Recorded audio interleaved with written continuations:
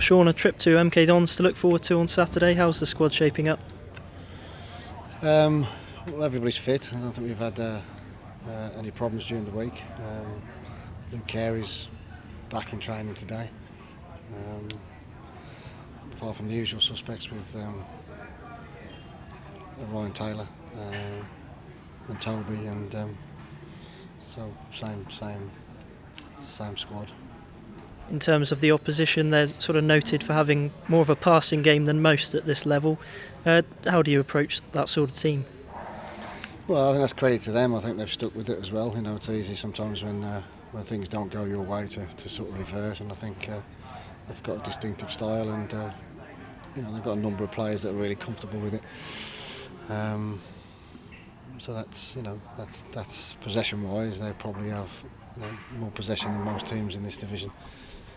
Just got to make sure we're effective when we get the ball, and obviously try and stop them as much as we can before they get fluid, because when they're in fluid and they interchange, then they're a problem. But to be fair, we've played quite a few teams now in this division. You know, people say it's a more physical game, but every team we've played so far has been decent, you know, in possession. So this will be a test, because they're probably one of the best, if not the best, the best team in the division with the ball. I guess the nature of the way they play, I mean, I saw highlights of their game at the weekend. They were caught in possession at the back for one of the goals. Is that something you can target, the fact they maybe take more chances in that area?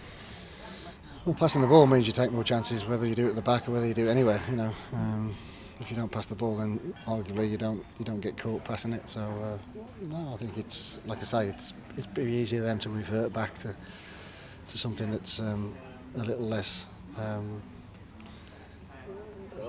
little bit easy to do. But I think their success has come on, you know, and the players they attract is down to the way they play pass the ball.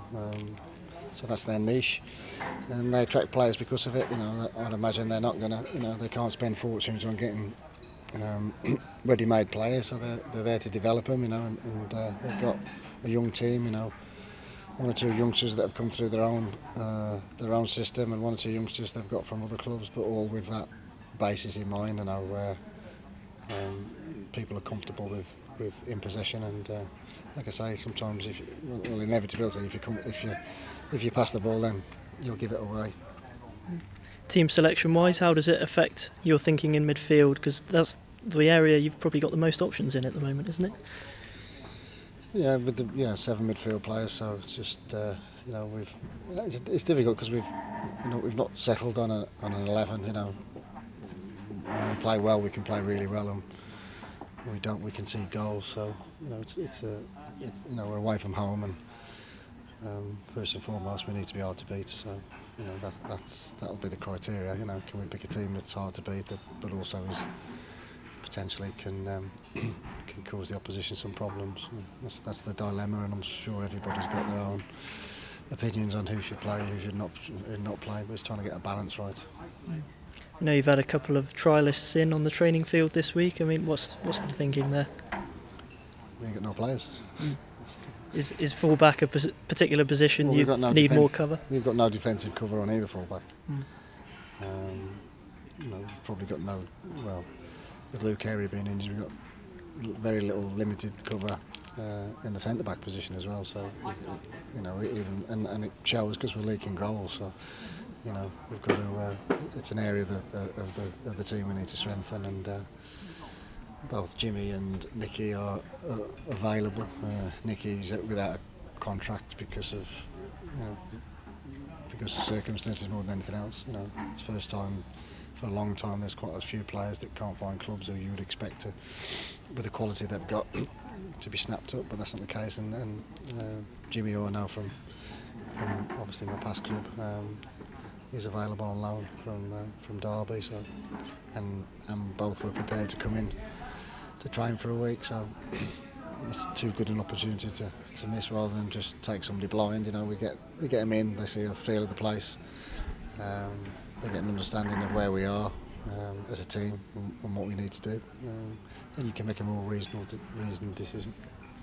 Does it help, do you think, the players already here to kind of look over their shoulders and see potential competition, give them a bit of extra motivation? Yeah, competition. Yeah, competition is always something that you can work both ways. You know, you got to make sure the competitions. You know, you got to